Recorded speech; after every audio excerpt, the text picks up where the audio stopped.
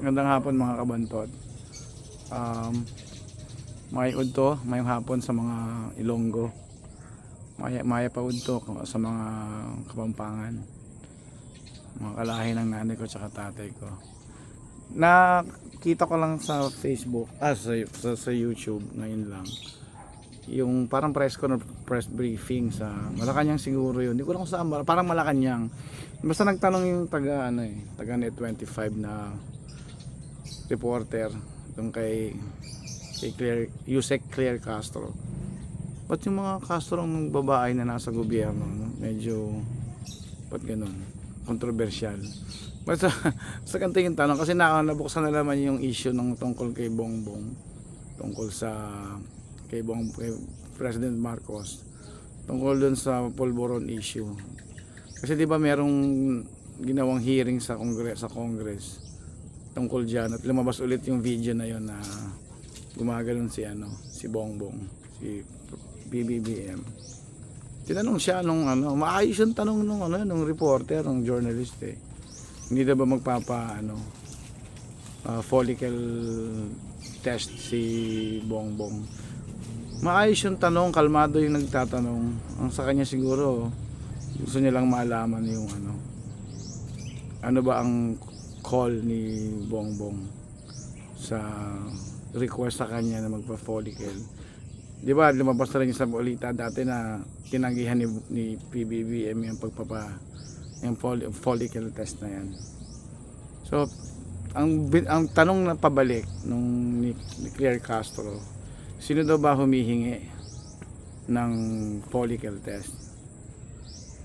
So ang sagot ng reporter sa social media, sa mga Pilipino, sa pangkalahatan, tapos siya na rin, sinabi niya in particular, ako na rin, sabi ng reporter, para meron lang parang person na mismo actual na tao na nanghihingi ng follicle test. Ang sagot naman, binanggit din pala nung reporter, si Attorney Vic Rodriguez ba yun? Vic, basta yung dating kasama Chichi, yung dating, di ba? Yung humiwalay na kay Bongbong dahil hindi niya nagusto yung mga ginagawa ni Bongbong. So, ganon. Sa madaling sabi, ang sagot ng Castro, which is tama naman, agree naman ako na sino yung nanghihingi ng ebidensya o ng proof. Siya nasa kanya yung burden of proof na tinatawag. Kayo maglabas ng magpakita ng ebidensya na totoo yung binibintang niya na gumagamit nga si Bongbong, di ba? Ganoon na nga. Tama din naman yung tama naman yung sagot ni Yusek. Pero sa kabilang banda, di ba nga sa gobyerno, kahit nga sa private merong tinatawag na random drug test, di ba? Si Bongbong empleyado ng gobyerno, tama po ba ako?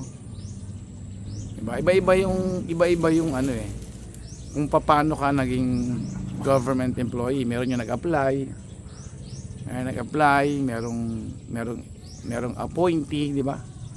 Merong elected. So lahat 'yan, paano ka pa man nagsimula maging or kung paano ka naging government employee. Kung sa alin man doon sa tatlo na nabanggit ko, government employee ka pa din. So, bilang presidente, hindi ba dapat ikaw ang una na magpakita ng halimbawa na ikaw kasi ang random testing sa lahat ng gobyerno, masangay ng gobyerno kahit sa private, nangyayari yan Hindi ba dapat bilang presidente, ikaw ang unang isalang mo sarili mo dyan? Wala ka naman tinatago, di ba? Ganun lang kasimple. Ganun lang kasimple, oo, hindi. Aba, hindi siya. Hindi naman siya sasagot ng oo, magpapaano ko. Siguro. Pero napaka basic na logic dyan Wala kang tinatago. O, sige, tara. Hindi lang follicle, lahat ng klase ng test gawin natin, di ba? Ganun lang kasimple. So, madaling sabi, kung papairalin natin yung duda, tama yung duda natin. Pero kailangan ng pruweba.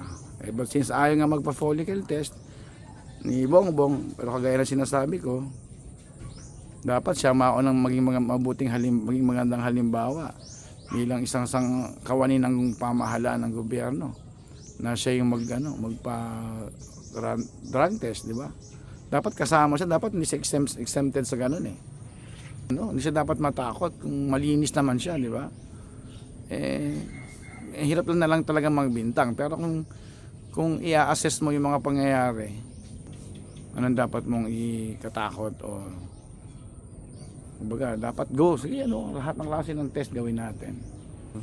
Kung ano sa tingin nyo. Dapat ba? O hindi? Sa akin talaga ko dapat magpa-drug test siya. Follicle test. Kung drug addict siya, parang ibabalik ko na kay Bongbong Marcos ang burden of proof. Napakasimple, di po ba? Kung malinis ka, wala kang tinatago, ano ba naman yung pagbigyan mo yung request nila? Kasi government employee ka eh. Kahit sabihin mo presidente ka, wala pa rin mas mataas sa batas na umiiral. No one is above the law. So dapat, kahit presidente, submit mo yung sarili mo sa ano man yung hinihingi ng batas o dinidikta ng batas. Lalo't hinihingi ng mga kababayan mong Pilipino na bumoto sa'yo, na nasasakupan mo. Gano'n lang kasimple po yan.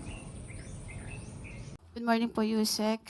Balikan ko lang po yun dun sa di umano'y pulveron na video ni Pangulong Marcos.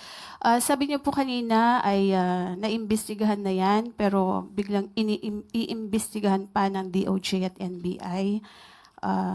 At napatunayan na po na ito ay fake dun po sa isinagawang pagsusuri from Indian company.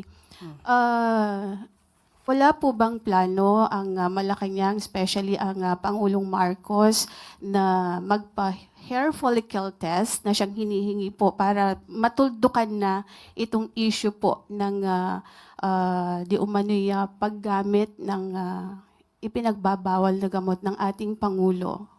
Sino po ba ang humihingi? Marami po sa ating mga kababayan ang sa social media na nagre-react dito po sa ipinapalabas na video na ito. Actually, parang na-die down na po ito before dahil nga sasabi nga na Malacanang it's a fake.